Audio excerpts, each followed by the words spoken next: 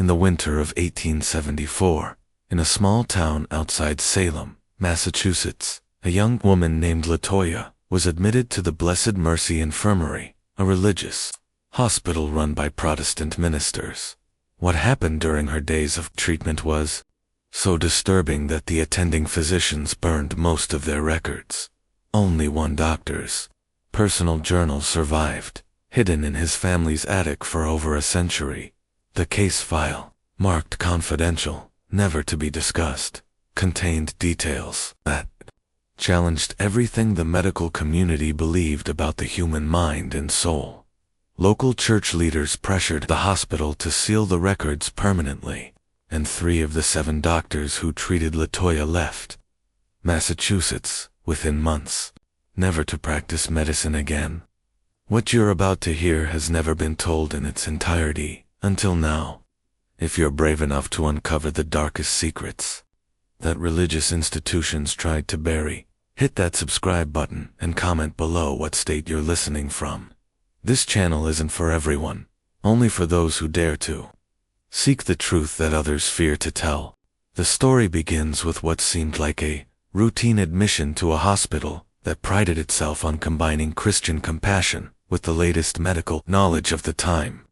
The town of Millbrook, Massachusetts, sat like a watchful sentinel, northwest of Salem, its white steepled churches rising above modest wooden homes that housed barely souls. The community remained deeply divided between the established Congregationalist families who had founded the settlement and the growing number of Irish Catholic immigrants who had arrived seeking work in the textile mills along the Mary River. The Blessed Mercy Infirmary stood at the heart of this tension, a 3-story brick building erected by Reverend Ezekiel Whitmore, a stern Congregationalist minister who believed that healing the body required first purifying the soul. The hospital's bed capacity made it the largest medical facility between Boston and the New Hampshire border, attracting patients from across Essex County. Its staff of 7 physicians, all Protestant men trained at Harvard Medical School, prided themselves on applying both scientific method and Christian principles to their practice. Dr. Jonathan Aldrich, the hospital's chief physician, had studied under the renowned alienist Dr. Samuel Woodward at Worcester State Hospital. Aldrich possessed a methodical mind and an unwavering faith in both medical progress and divine providence. His colleagues respected his innovative approaches to treating what they called disorders of the mind, conditions that other physicians often dismissed as mere moral failings or demonic possession. The hospital's daily routine began in the morning with communal prayer, followed by rounds that concluded each evening with scripture reading. Patients, regardless of their religious background, were expected to participate in these Christian observances. The nuns of the nearby Sacred Heart Convent, despite their Catholic faith, were permitted to provide nursing care due to their medical training, a controversial arrangement that sparked heated debates in the town's Protestant churches. Dr. Aldrich maintained meticulous records of every patient, filling leather-bound journals with detailed observations about symptoms, treatments, and outcomes. His personal study, located on the hospital's 3rd floor, contained hundreds of these volumes dating back to the institution's founding. He believed that understanding the human condition required documenting not just physical ailments, but the spiritual and emotional struggles that accompanied them. The winter had been particularly harsh, with temperatures dropping below freezing for weeks at a time. The hospital's cold burning furnaces struggled to heat the building's drafty corridors, and the constant smell of carbolic acid mixed with wood smoke created an atmosphere that patients often described as oppressive. It was into this environment that Latoya would arrive, carrying with her a mystery that would challenge everything the medical staff believed about the nature of human suffering. On the morning of January a horse-drawn carriage struggled through the snow-covered streets of Millbrook, carrying a young woman who would soon become the subject of the most disturbing case in the hospital's history. Latoya appeared to be in her early S with dark hair and olive skin. That suggested mixed ancestry, a detail that would later prove significant in the prejudiced atmosphere of Massachusetts. She'd been found days earlier by a farmer named Silas Hartwell, discovered unconscious in his barn, wearing only a thin cotton dress despite the frigid temperatures. When she regained consciousness, she spoke in whispers, claiming to remember nothing of how she had arrived there. Her only possessions were a small leather pouch containing 7 silver coins and a peculiar brass locket that bore no identifying marks. Dr. Aldrich's first examination revealed a patient in remarkable physical condition despite her ordeal. Her vital signs were normal, her reflexes sharp, and she showed no signs of frostbite or malnutrition. However, her behavior immediately struck him as unusual. She would only speak when directly addressed, answered questions with unsettling precision, and displayed an almost supernatural awareness of her surroundings. When he asked her full name, she responded simply, "Latoya," nothing more. The most puzzling aspect of her case emerged during the intake process. When asked about her religious background, Latoya's demeanor changed dramatically. Her hands began to tremble, her breathing became labored, and she whispered in what Dr. Aldrich initially assumed was Latin. However, Dr. Ed Marcus Brennan, the hospital's youngest physician who had studied classical languages at Harvard, quickly realized she was speaking in a dialect he couldn't identify. The words don't follow Latin grammar, Dr. Brennan noted in his report. They seem to be a mixture of several languages, possibly including elements of what might be African or Caribbean dialects. The patient delivers them with such fluency that it appears to be her native tongue. Yet, when questioned about the language, she claims no knowledge of speaking anything other than English. During her first night at the hospital, the nursing staff reported unusual occurrences. Sister Mary Catherine, a nun from the Sacred Heart Convent, noted that Latoya seemed to anticipate events before they happened. She would sit up in bed moments before the night watchman made his rounds, would request water precisely when the well needed to be drawn, and would wake from sleep just as the church bells began to chime, as if some internal clock guided her actions. More disturbing were the reports from other patients. Mrs. Zelina Hitchcock, a year-old woman recovering from pneumonia, claimed that Latoya had spoken to her in her sleep, describing in perfect detail the death of Mrs. Hitchcock's husband years earlier, details that had never been shared with anyone at the hospital. When questioned, Latoya insisted she had never spoken to Mrs. Hitchcock and had no knowledge of any deceased husband. Dr. Aldrich initially dismissed these accounts as the delusions of sick minds, but his skepticism began to waver when he witnessed something that challenged his rational worldview. On the evening of January, while conducting his final rounds, he observed Latoya sitting upright in her bed, eyes closed, speaking in the same unknown language she had used during her intake. Her voice carried through the ward with an eerie clarity, and as she spoke, every patient in the surrounding beds began to stir restlessly.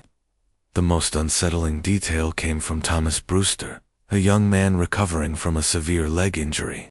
He later told Dr. Aldrich that as Latoya spoke, he began to see vivid images in his mind, scenes of a tropical landscape he had never visited, of people performing rituals around a fire, of ceremonies that seemed both ancient and forbidden. When Latoya suddenly stopped speaking and opened her eyes, Brewster found himself crying, though he couldn't explain why. Dr. Aldrich documented this incident in his personal journal, noting, "The patient exhibits behaviors that challenge our understanding of mental disorders. While she shows no signs of traditional hysteria or melancholia, her presence seems to affect other patients in ways that medical science cannot adequately explain. I find myself torn between my scientific training and observations that suggest phenomena beyond our current comprehension." The hospital's routine began to shift around Latoya's presence. Nurses reported that their normal duties seemed to flow more smoothly when she was calm, but became increasingly difficult when she showed signs of distress.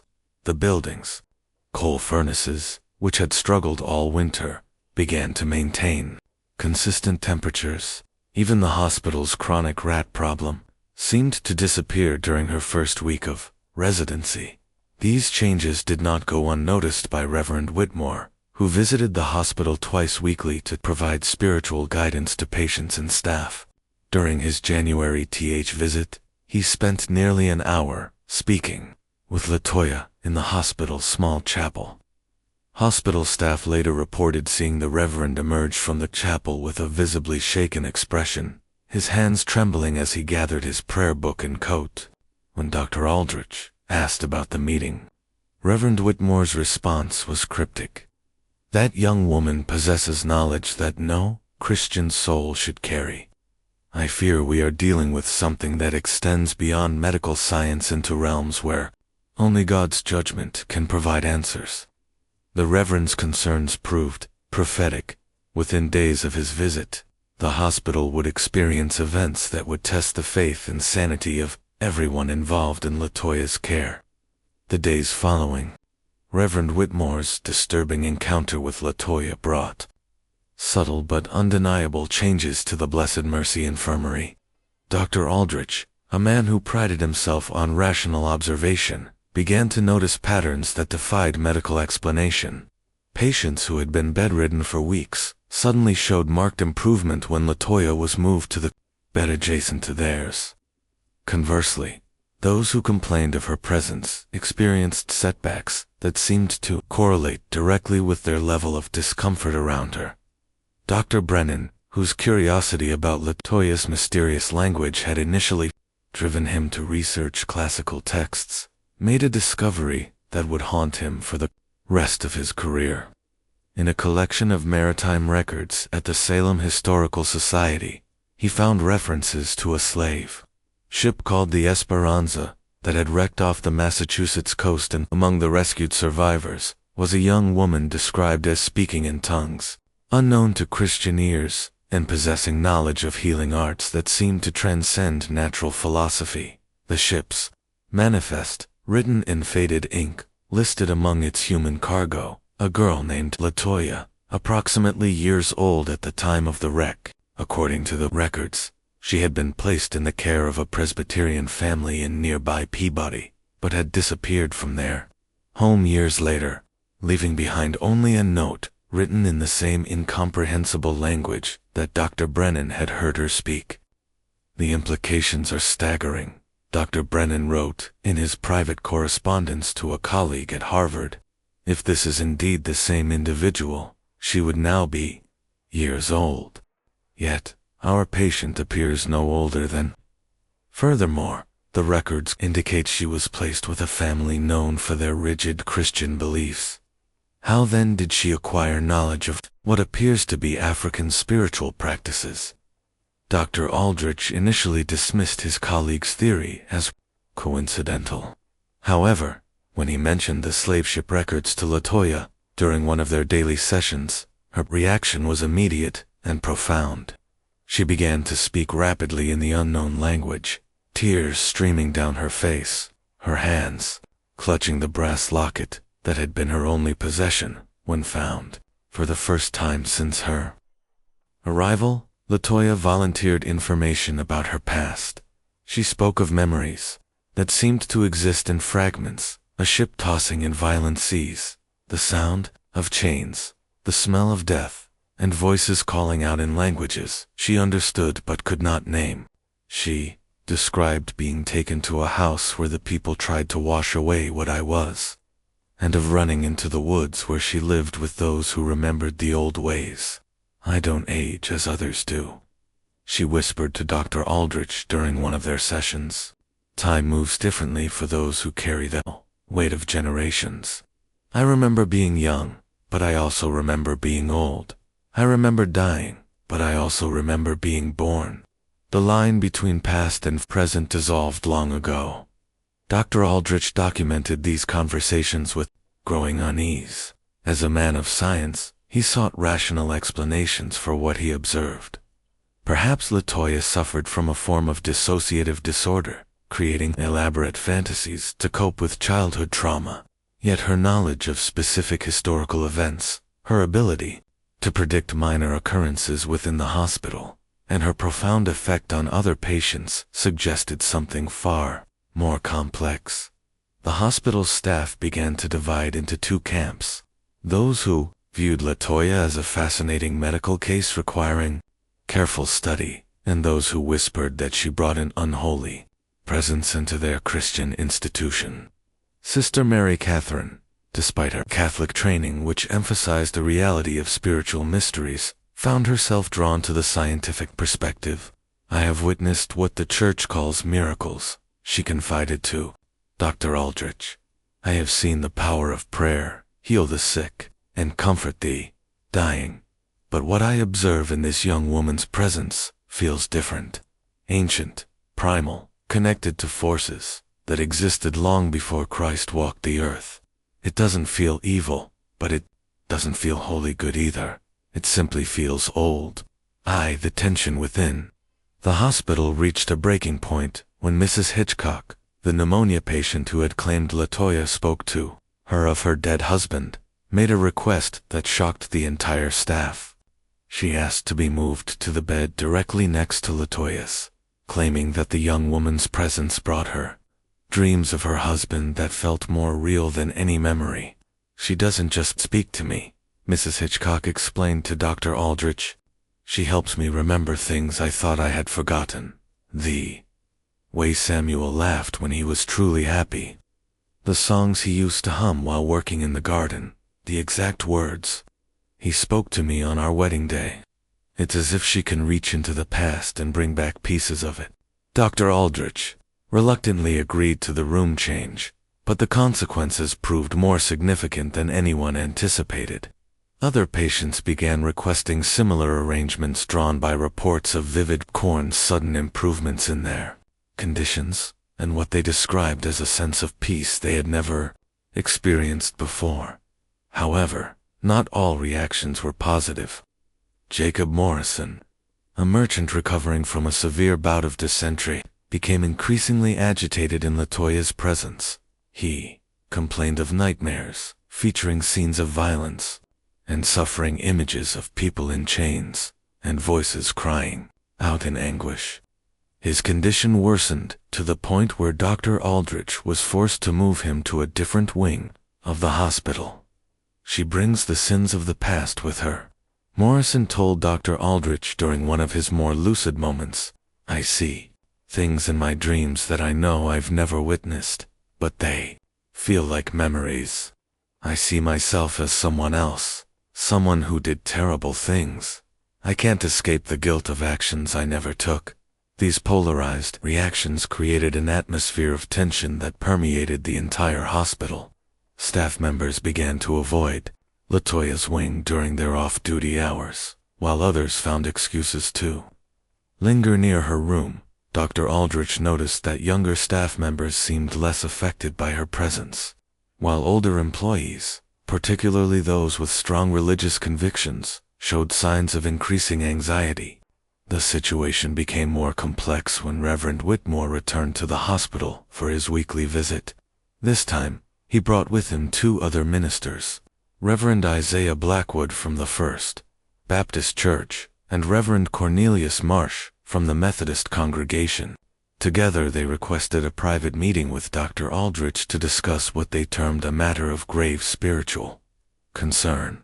"We have reason to believe," Reverend Whitmore began, his voice barely above a whisper, "that your patient may be practicing forms of worship that are not only unchristian, but actively harmful to the spiritual well-being of others.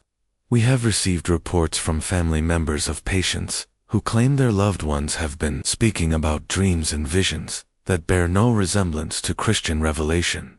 Dr. Aldrich found himself caught between his medical oath and the religious authority that funded his hospital. The minister's concerns were not entirely unfounded.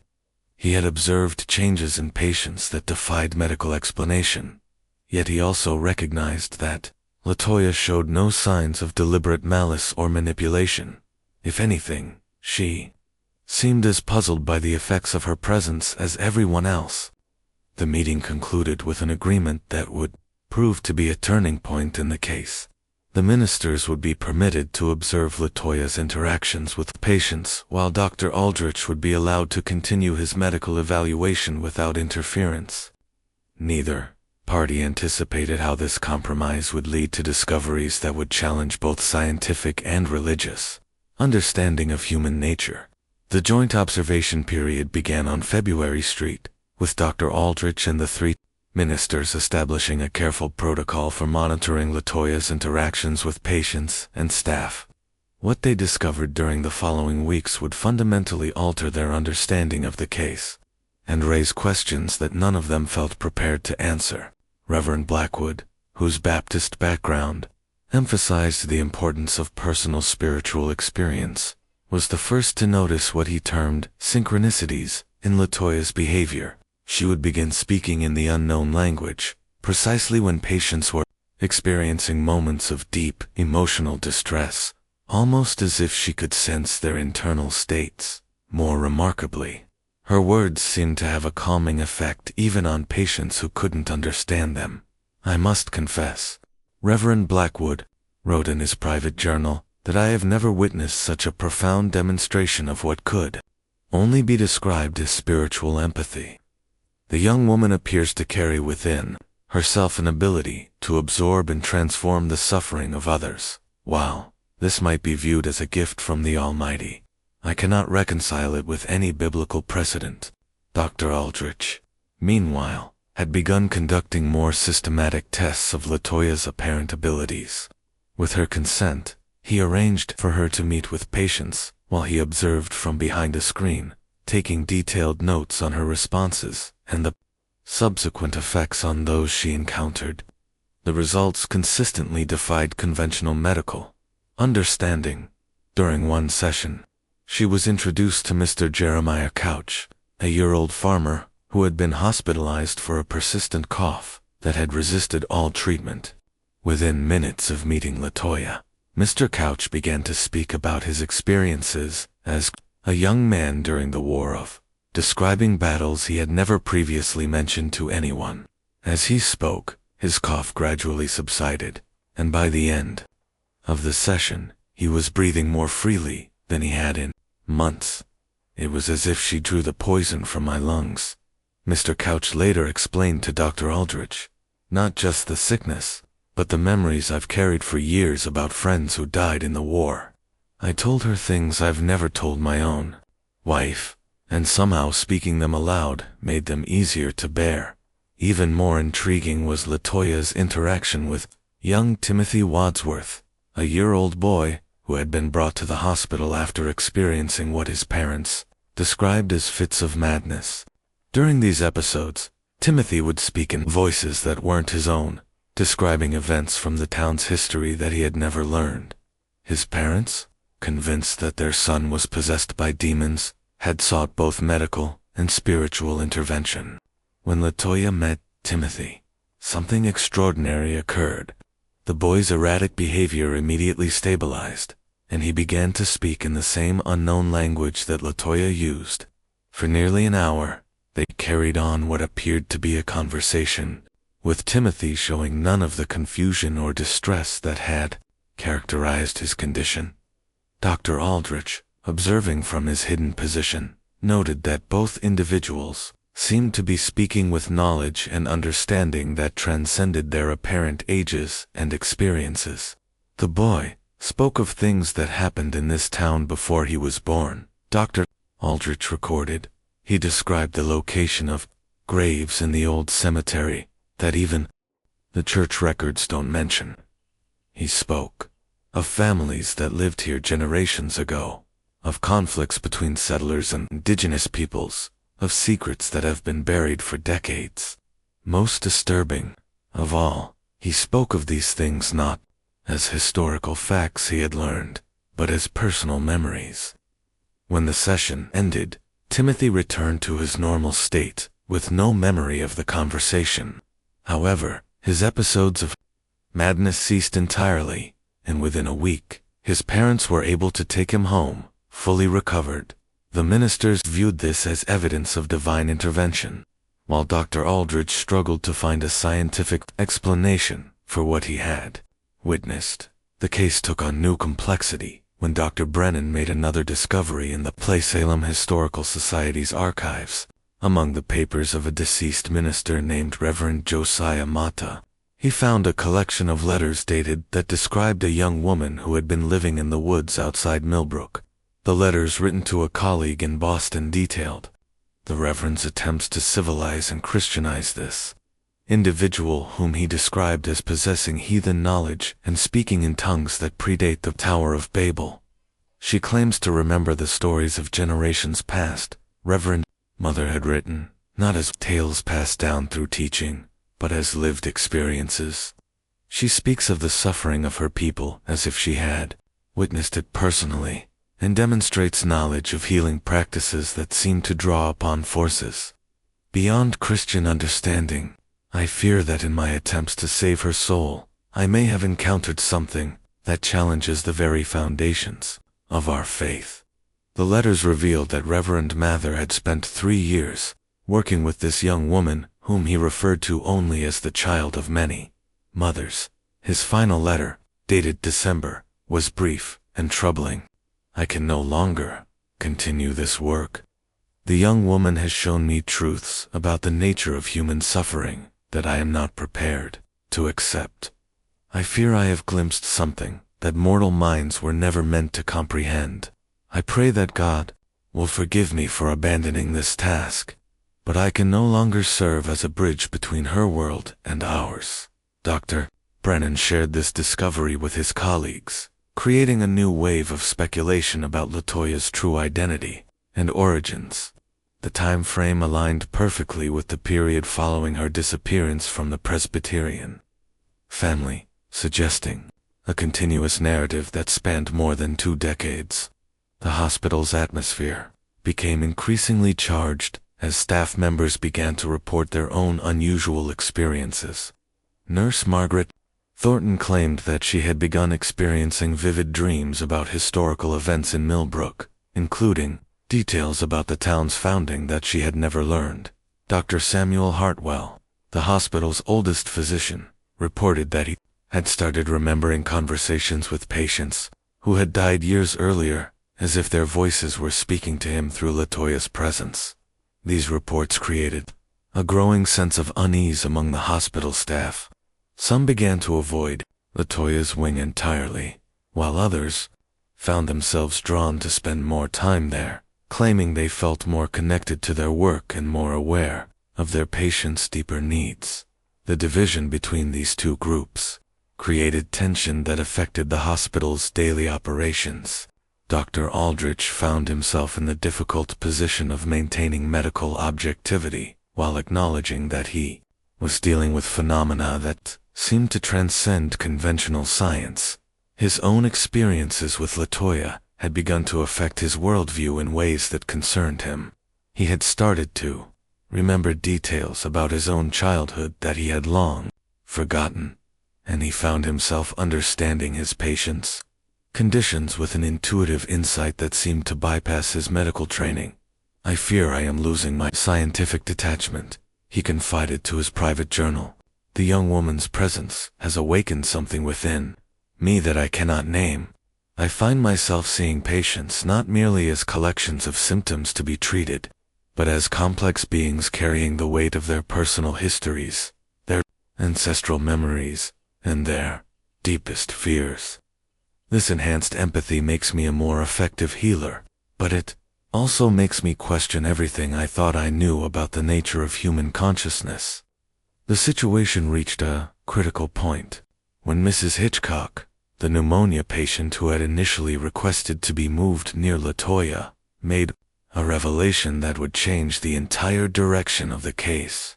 During what she thought would be her final night in the hospital, she asked to speak privately with Dr. Aldrich about something she had learned from her extended interactions with Latoya. Doctor, she whispered, her voice weak but urgent. I need to tell you something about what she's shown me. It's not just about my Samuel or about the past. She's shown me things about this town, about this very hospital that I think you need to know. There are secrets buried here. Secrets that people have died to protect, and I think she knows where they're hidden. Mrs. Hitchcock's revelation sent shockwaves through the hospital's leadership. Dr. Aldrich immediately arranged for a private meeting with the dying woman while Reverend Whitmore insisted on being present to provide spiritual guidance. What they learned during that February evening would transform their understanding of both Latoya's case and the dark history of Millbrook itself. She doesn't just remember the past, Mrs. Hitchcock explained, her breathing labored, but her voice clear. She carries it with her like a burden. During our conversations, she showed me things about this town that happened before any of us were born, she told me, about the land this hospital was built on, about what happened here before the first brick was laid. According to Mrs. Hitchcock, Latoya had revealed that the Blessed Mercy Infirmary stood on what had once been a sacred burial ground, used by the indigenous Pennock people. The area had been considered so spiritually significant that tribal elders had performed ceremonies there to honor not only their own ancestors, but also the spirits of those who had suffered and died in the region, including enslaved people who had been brought to Massachusetts in the early days of the colony. She spoke of bones beneath the foundation, Mrs. Hitchcock continued, not just native bones, but the remains of people who died in chains, who were buried without Christian rites, who were forgotten by history. She said, their spirits have been calling out for recognition, for justice, for someone to remember their names and their stories. Dr. Aldrich felt a chill that had nothing to do with the February weather. The hospital's construction records from had mentioned the discovery of irregular burial remains during the excavation, but Reverend Whitmore had ordered them to be quietly relocated to make way for the foundation. The minister's face had gone pale at Mrs. Hitchcock's words, confirming what Dr. Aldrich had begun to suspect. There's more, Mrs. Hitchcock whispered. She told me about a doctor who worked here in the early days, Dr. Nehemiah Blackwood, Reverend Blackwood's own father. He was conducting experiments on patients, particularly those who were brought here against their will, runaway slaves, native people who had been captured, immigrants who had no families to protect them. He was trying to understand what he called the primitive mind, and he kept detailed records of everything he did. The implications were staggering. If Latoya's revelations were accurate, the hospital had been built on a foundation of both literal and metaphorical graves, and its early years had been marked by medical practices that violated every principle of Christian charity. Dr. Aldrich realized that he needed to investigate these claims, but he also understood that doing so could destroy the institution that employed him. Over the following days, he began a careful search of the hospital's oldest records, stored in the basement archives. What he found there would haunt him for the rest of his life. Hidden among routine medical reports and administrative documents, he discovered a collection of leather-bound journals bearing the name Dr. N. Blackwood, volumes that detailed experiments and procedures that would have been considered horrific, even by the standards of Dr. Nehemiah. Blackwood had indeed conducted unauthorized medical experiments on vulnerable patients. His journals described attempts to map what he called racial characteristics of pain response, procedures designed to test the limits of human endurance, and detailed studies of how different ethnic groups reacted to various forms of psychological torture. Most disturbing of all, he had specifically sought out patients who claimed to possess spiritual abilities or cultural knowledge that differed from Christian tradition.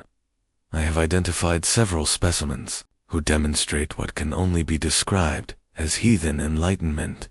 One entry. Read, these individuals, primarily of African or native origin, exhibit heightened sensitivity to stimuli that do not affect Christian patients by subjecting them to controlled conditions of stress. I hope to isolate the source of their unnatural abilities and determine whether such traits can be eliminated through proper medical intervention. The journals revealed that Dr. Blackwood had been particularly interested in patients who spoke in unknown languages or demonstrated knowledge of historical events they couldn't possibly have witnessed. His treatments involved a combination of physical restraint, sensory deprivation, and what he termed spiritual realignment procedures designed to break the connection between patients and their cultural or ancestral memories. Most chilling of all was his final entry, dated November. The young woman brought to us from the woods has proven resistant to all conventional treatments. Her ability to access memories that appear to span generations has only grown stronger despite our interventions. I have concluded that she represents a form of human development that is incompatible with Christian civilization. For the safety of our community, I recommend that she'll be permanently confined to prevent the spread of her influence. Dr. Aldrich realized with growing horror that Dr. Blackwood's young woman from the woods could only be Latoya herself. The timeline aligned perfectly with Reverend Math letters and the period following her disappearance from the Presbyterian family.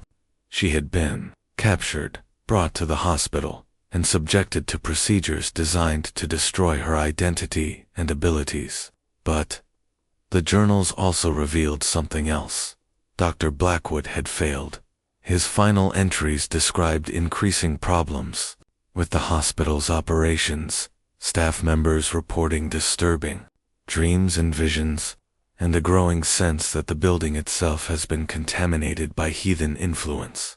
The doctor had died suddenly in December, reportedly from a heart attack, but his private notes suggested he had been experiencing severe psychological disturbances in the weeks before his death. The boundaries between past and present have begun to blur, his penultimate entry revealed. I find myself remembering things that happened to my patients as if they were my own experiences.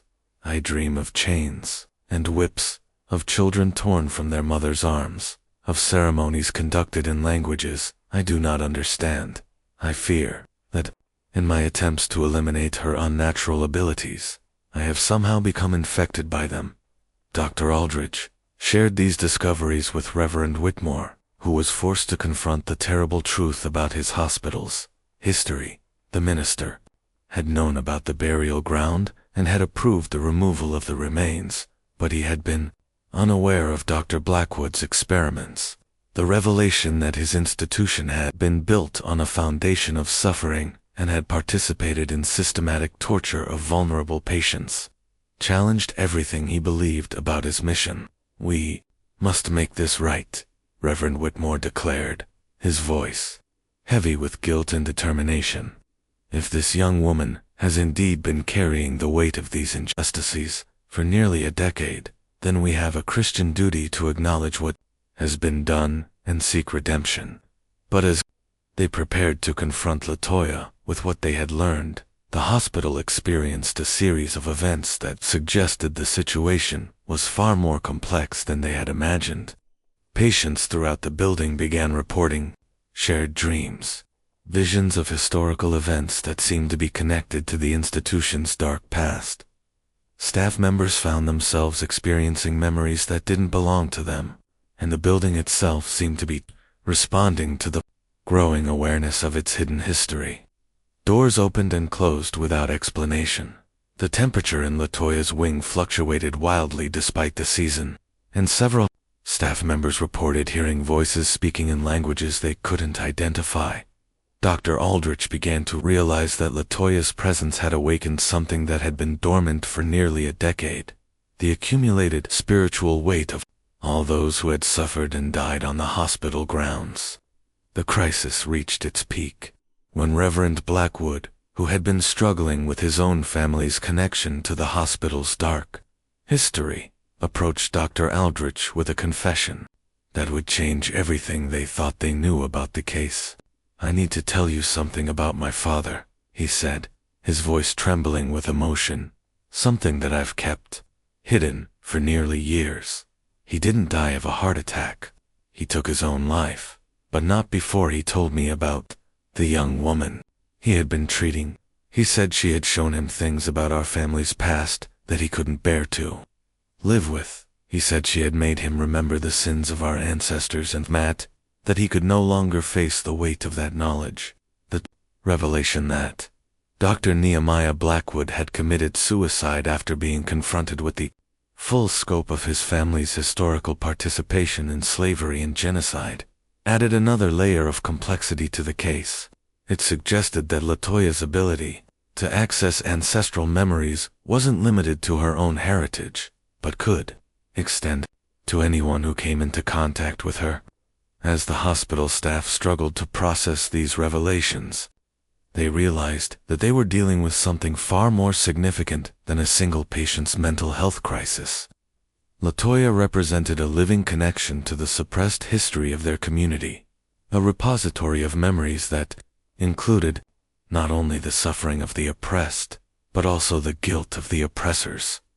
Her presence had awakened the accumulated spiritual debt of generations, and now everyone connected to the hospital would be forced to confront the true cost of their ancestors' actions. The question that haunted Dr. Aldrich as he prepared for what he knew would be a final confrontation with Latoya was whether acknowledging this history would bring healing or destruction.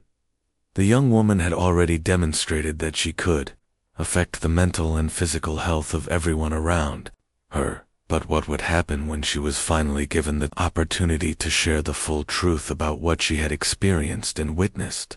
On the morning of February 3, Dr. Aldrich made a decision that would define the remainder of his career and fundamentally alter the lives of everyone at the Blessed Mercy Infirmary. He gathered the hospital's senior staff, the 3 ministers, and a select group of the most stable patients in the main chapel, where he announced his intention to allow Latoya to speak freely about her experiences for the first time since her arrival. We have spent weeks trying to understand this young woman's condition through the lens of medical science and Christian doctrine.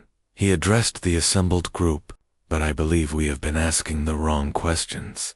Instead of trying to cure her or contain her, we need to listen to what she has been trying to tell us about the history of this place and the people who have suffered here. Latoya entered the chapel wearing a simple white dress provided by the hospital, but her demeanor was transformed from the quiet, compliant patient they had known. She moved with a confidence and dignity that seemed to emanate from deep within her, and when she spoke, her voice carried the authority of someone who had witnessed centuries of human experience. "I am not one person," she began, her words clear and precise. "I am the keeper of memories that others have chosen to forget. I carry within me the voices of those who died without being heard, the stories of those who were erased from your history books, the pain of those who suffered in silence. What you call my condition, I call my purpose." She moved to the center of the chapel, and as she did, the temperature in the room seemed to shift, becoming both warmer and cooler, simultaneously, as if different seasons were occupying the same space. Several people in the audience gasped as they felt what they later described as the presence of others, invisible figures standing alongside Latoya, filling the chapel with spirits that had been waiting decades to be acknowledged. "This building stands on sacred ground," Latoya continued, her voice taking on a rhythmic quality that seemed to resonate in the very walls. "Before your ancestors built their hospital here, my people and I claim kinship with all who have suffered, gathered in this place to honor the dead and heal the living. The Pennacook buried their sacred ones here, and later the bodies of enslaved people were hidden in this earth when their masters denied them proper burial." Dr. Aldrich felt his scientific skepticism crumbling as he watched the effect of her words on the assembled crowd. Patients who had been struggling with various ailments began to sit straighter, breathe more easily, as if some burden was being lifted from their shoulders. Staff members who had reported strange dreams and visions nodded in recognition as Latoya described experiences that matched their own. When Dr. Nehemiah Blackwood brought me here in, he believed he could break the connection between my spirit and the ancestors who speak through me, she said, looking directly at Reverend Blackwood, whose face had gone ashen. He used instruments and techniques designed to sever the bonds that allow me to carry their memories. But suffering only deepened my ability to hold their stories. Every moment of pain he inflicted added another voice to the chorus I carry within me. The revelation that Latoya had been a prisoner in the hospital for months, subjected to experimental procedures designed to destroy her cultural identity, sent shockwaves through the audience. Several staff members began to weep as they realized they were working in an institution built on such systematic cruelty. Your father, Latoya, addressed Reverend Blackwood directly, came to understand what he had done only in his final weeks. The memories I carry are not just of my own people's suffering, but of the pain inflicted by all who came before us. When he looked into my eyes during our last session, he saw not just the anguish of his victims, but the spiritual torment that comes from participating in such evil. He could not live with that knowledge. Reverend Blackwood stood up, his legs unsteady, tears streaming down his face. "What can we do?" he asked, his voice breaking. "How can we make amends for what has been done?" Latoya's expression softened, and for the first time since her arrival at the hospital, she smiled. "Acknowledgement is the first step toward healing," she said. "But true redemption requires action. The spirits that gather in this place are not seeking revenge. They are seeking recognition, remembrance, and a commitment that such suffering will not be forgotten or repeated." She moved toward the altar where Reverend Whitmore conducted his weekly services, and as she did, something extraordinary began to happen. The patients in the chapel started to speak, but not in their own voices. Mrs. Hitchcock, the pneumonia patient who had formed such a strong connection with Latoya, began to recite names, dozens of names of people who had been buried on the hospital grounds without markers or acknowledgement. Young Timothy Wadsworth, the boy who had been considered possessed, stood and began to describe in perfect detail the layout of the original Pennock burial ground, including the location of ceremonial artifacts that had been disturbed during the hospital's construction. Other patients, speaking in voices that seemed to come from beyond themselves, shared stories of families separated by slavery, of children who had died in captivity, of rituals and traditions that had been forbidden and forgotten. Dr. Aldrich realized he was witnessing something that transcended any medical or religious framework he had been trained to understand. The patients weren't exhibiting symptoms of mental illness. They were serving as conduits for historical testimony that had been suppressed for generations. Latoya had somehow created a space where the dead could finally speak through the living. "The healing you practice in this building," Latoya said, addressing the medical staff, "cannot be complete while it rests on a foundation of unacknowledged suffering. Every patient who enters here carries not only their own pain, but the inherited trauma of their ancestors. Until you recognize this truth, your treatments will only address the surface of human anguish." Dr. Samuel Hartwell, the hospital's oldest physician, stood up shakily and walked toward Latoya. "I have practiced medicine for years," he said, his voice filled with wonder. "I have seen patients recover from ailments that should have killed them, and I have watched others die from conditions that seemed minor. I never understood why some people seem to carry burdens far greater than their individual circumstances could explain. You're telling us that healing requires addressing not just physical symptoms, but generational wounds." "Yes," Latoya replied, "and it requires understanding that the boundaries between life and death, between past and present, are not as fixed as your science pretends. The ancestors live within us, and their unresolved pain becomes our pain. Their unfinished business becomes our burden. Only by honoring their stories and learning from their experiences can we hope to heal ourselves and our communities. Sister Mary Catherine, who had been observing quietly from the back of the chapel, stepped forward. In my faith tradition, we believe in the communion of saints, the idea that the dead remain connected to the living through divine love. What you're describing sounds like a more complex version of that same truth. The spirits that speak through you aren't separate from us. They're part of the ongoing human story. Latoya nodded approvingly. Your understanding brings us closer to the truth. But this connection comes with responsibility. Those who carry ancestral memories, as I do, serve as bridges between worlds. We help the living understand the cost of forgetting, and we help the dead find peace through remembrance. The atmosphere in the chapel had become charged with an energy that everyone present could feel, but none could fully explain. Dr. Aldrich noticed that the light filtering through the windows seemed brighter, the air felt cleaner, and the constant background noise of the hospital's daily operations had faded too. A peaceful silence. Just when we thought we'd seen it all, the horror in Millbrook intensifies. If this story is giving you chills, share this video with a friend who loves dark mysteries. Hit that like button too. Support our content, and don't forget to subscribe to never miss stories like this. Let's discover together what happens next. What will happen to you now? Dr. Aldrich asked, though he suspected he already knew the answer. My work here is nearly complete, Latoya replied. The stories have been told, the acknowledgement has been given, and the commitment to change has been made. These spirits who have been waiting for recognition can begin to find peace, but the responsibility now passes to all of you. She reached into the folds of her dress and withdrew the brass locket that had been her only possession when she arrived.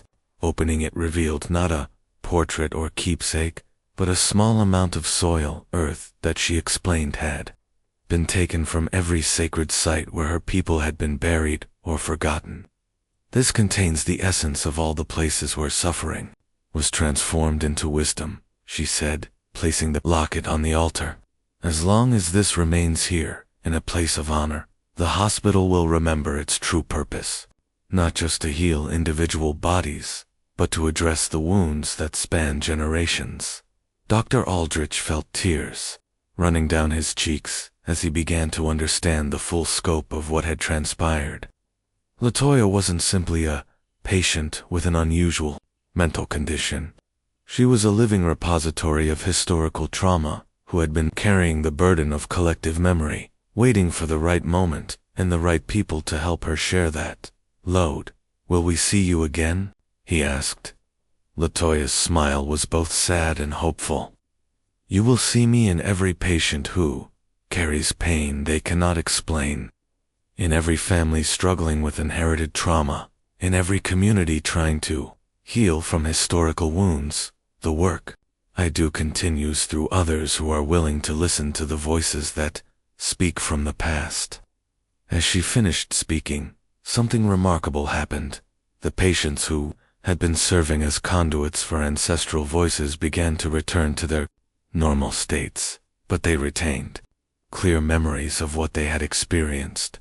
More importantly, they reported feeling lighter, as if burdens they hadn't known they were carrying had been lifted from their shoulders. Mrs. Hitchcock later described the experience as the most profound spiritual encounter of my life. She said that after serving as a voice for the unnamed dead, she felt a deeper connection not only to her deceased husband, but to the entire human community. Her pneumonia symptoms, which had resisted all medical treatment, disappeared completely within days of the chapel gathering. Young Timothy Wadsworth's parents reported that their son's episodes of madness never returned, but he retained an unusual sensitivity to historical sites and an ability to comfort others who were experiencing grief or trauma. Dr. Aldrich would later write that the boy seemed to have inherited a portion of Latoya's gift for serving as a bridge between the living and the dead.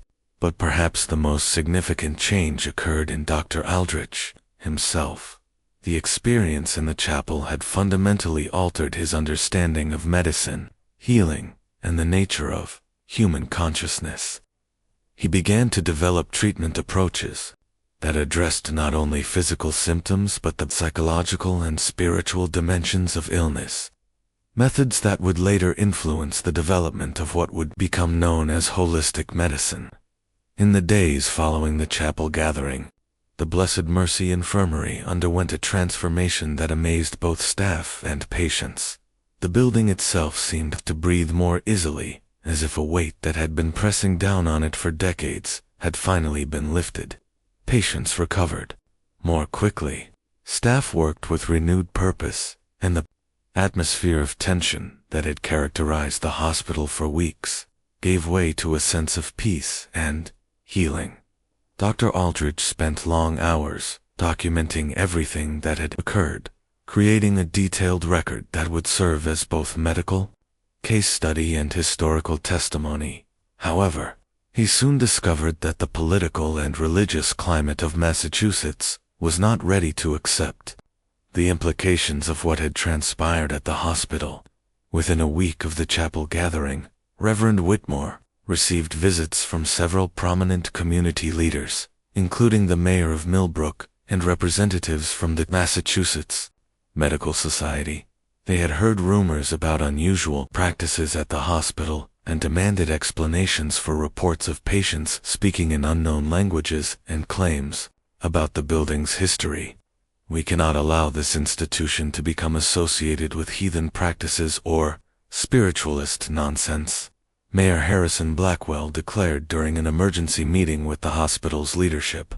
"The reputation of our community depends on maintaining proper Christian standards in all our civic institutions."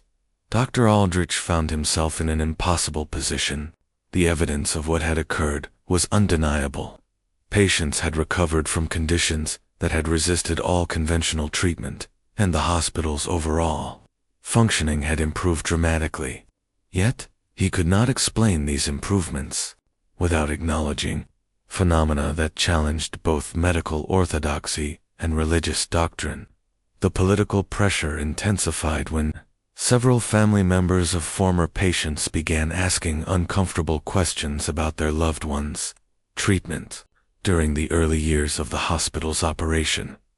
Dr. and Nehemiah Blackwood's journals had revealed systematic abuse that could have resulted in criminal charges if the doctor had still been alive. The current leadership faced the possibility of legal action and public scandal if the full truth about the hospital's history became widely known. It was Latoya herself who provided a solution to this dilemma. On the morning of February, exactly weeks after her arrival, she requested a private meeting with Dr. Aldrich. When he arrived at her room, he found her packing the few belongings she had acquired during her stay. "It's time for me to leave," she said simply. "My work here is finished, and my continued presence would only create problems for you in the hospital." Dr. Aldrich protested, arguing that she still needed medical care and that the hospital owed her compensation for the suffering she had endured. But Latoya's response revealed the depth of her wisdom and her understanding of the political realities they faced. "The healing that needed to happen has occurred," she explained. "The spirits have been acknowledged, the truth has been spoken, and those who were ready to hear it have received the message. Forcing others to accept what they're not prepared to understand would only create resistance and undo the progress that has been made." She handed him a letter she had written addressed to the hospital's board of directors. In it, she formally released the institution from any responsibility for her care and requested that her medical records be sealed to protect the privacy of all involved. She also included specific instructions for honoring the sacred nature of the burial ground beneath the hospital and recommendations for treatment approaches that would address the psychological and spiritual dimensions of illness. "What will you do now?" Dr. Aldrich asked, though he exhausted that Latoya's future was as mysterious as her past. "I will continue the work I have always done," she replied. "There are other places where the dead need to speak through the living, other communities that need to confront their hidden histories. The gift I carry is not mine alone. It belongs to all those who are willing to serve as bridges between worlds." On the morning of March Street, Latoya simply disappeared. The night nurse reported that she had checked on her at midnight and found her sleeping peacefully. When the morning shift arrived, her bed was empty, her few possessions were gone, and there was no sign of how she had left the building. The only trace of her presence was the brass locket, which remained on the chapel altar exactly where she had placed it. Dr. Aldrich spent the following months implementing the changes that Latoya had recommended. He established new protocols for patient care that emphasized the importance of understanding each individual's family history and cultural background. He created support groups for patients dealing with what he termed inherited trauma and developed treatments, approaches that combine medical intervention with spiritual and psychological healing. Most significantly, he worked with Reverend Whitmore to create a memorial garden on the hospital grounds dedicated to all those who had been buried there without recognition. The garden included markers bearing the names that had been spoken during the chapel gathering, along with a central monument acknowledging the sacred nature of the land and the hospital's commitment to honoring all who had suffered there. These changes had a profound impact on the hospital's effectiveness. Patient outcomes improved dramatically. Staff turnover decreased, and the institution gained a reputation for providing care that addressed not just physical symptoms but the deeper sources of human suffering. However, the true nature of these improvements was never publicly acknowledged. Dr. Aldrich's official reports described Latoya as a patient suffering from dissociative disorder who responded well to therapeutic intervention. Her ability to affect other patients was attributed to the power of positive psychology and the importance of peer support in the healing process. The chapel gathering was recorded as a successful experiment in group therapy that demonstrated the value of allowing patients to share their experiences in a supportive environment. These sanitized accounts satisfied the hospital's critics and allowed the institution to continue its work without political interference. However, Dr. Aldrich maintained detailed private records of what had actually occurred, hoping that future generations would be better prepared to understand and accept the deeper truths about healing and human consciousness that Latoya had revealed. The three ministers who had witnessed the events struggled with their own interpretations of what they had experienced. Reverend Blackwood spent months researching his family's history and eventually established a fund to support the education of children from families that had been affected by slavery. Reverend Marsh incorporated elements of what he had learned about inherited trauma into his sermons, helping his congregation understand how the sins of previous generations could affect contemporary families. Reverend Whitmore became an advocate for what he called integrative healing, arguing that true medicine must address the spiritual and psychological dimensions of human suffering. The patients who had participated in the chapel gathering carried their experiences with them for the rest of their lives. Many reported that the event had fundamentally changed their understanding of themselves and their place in the world. They developed unusual sensitivity to others' pain and an ability to provide comfort to those dealing with grief or trauma. Some became informal healers in their communities, helping others process difficult family histories and inherited wounds. Dr. Aldrich continued to practice medicine for another years, but his approach was forever changed by his encounters with Latoya.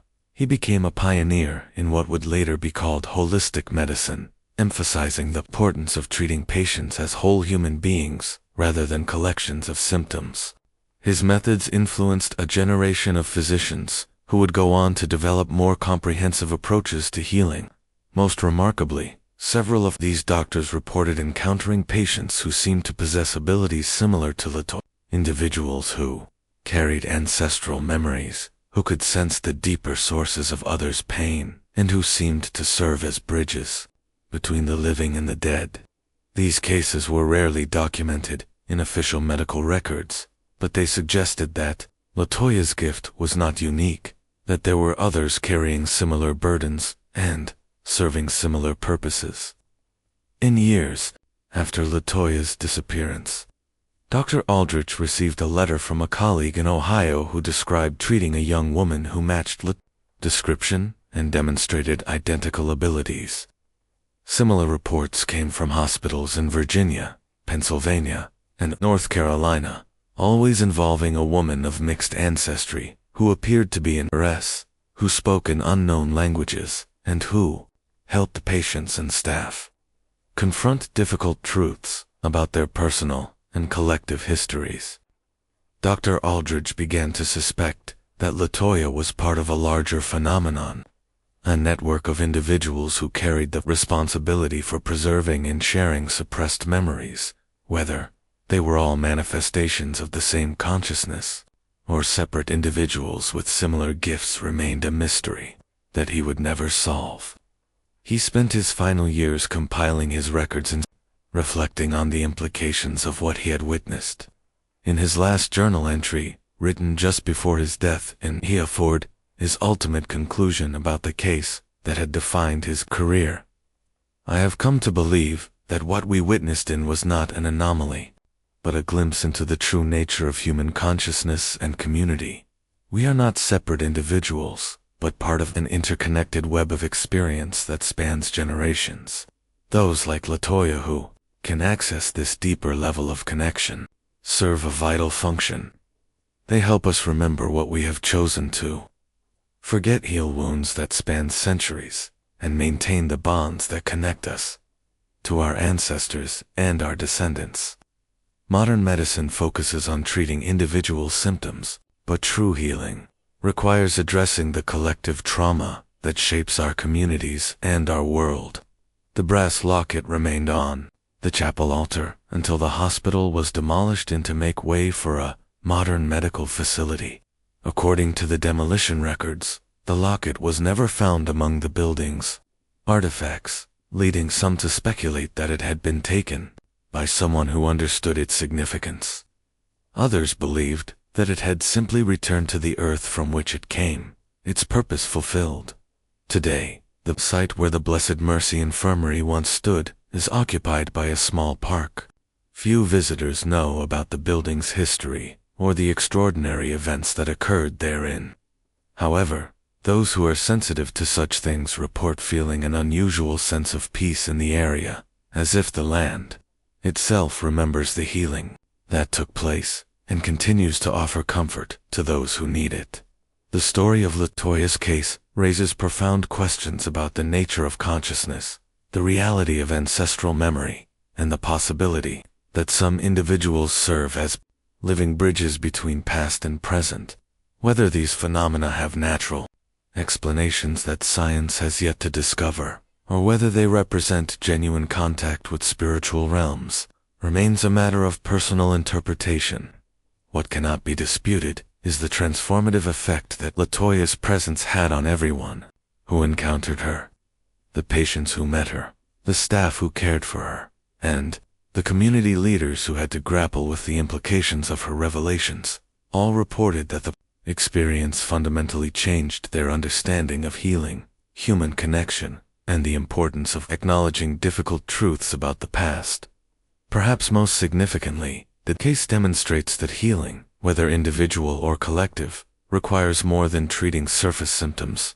True recovery demands that we confront the deeper sources of pain, acknowledge the ways that historical trauma continues to affect present-day communities, and create spaces where suppressed voices can finally be heard and honored. The mystery of who Latoya really was, how she acquired her extraordinary abilities, and where she went after leaving the hospital may never be solved. But her legacy lives on in the lives she touched and the understanding she shared about the complex relationship between past and present. between individual suffering and collective healing, and between the medical treatment of symptoms and the deeper work of addressing the spiritual and psychological wounds that span generations. This terrifying case reminds us that some of history's most important lessons come not from those who held power, but from those who carried the burden of remembering what others chose to forget. In our modern world, where we often focus on moving forward and leaving the past behind, Latoya's story suggests that true progress requires looking backward as well, acknowledging the suffering that came before us, honoring those who have been forgotten, and recognizing that the dead continue to speak through the living in ways that science is only beginning to understand. What do you think about this disturbing case from Massachusetts? Do you believe that some people can truly carry ancestral memories? Or do you think there's a more conventional explanation for what the doctors witnessed? Share your thoughts in the comments below, and if this story has given you chills, make sure to subscribe and hit that notification bell for more dark mysteries that challenge everything we think we know about human consciousness and the hidden connections between past and present. Until next time, remember that the most terrifying stories are often those that force us to question the very nature of reality itself.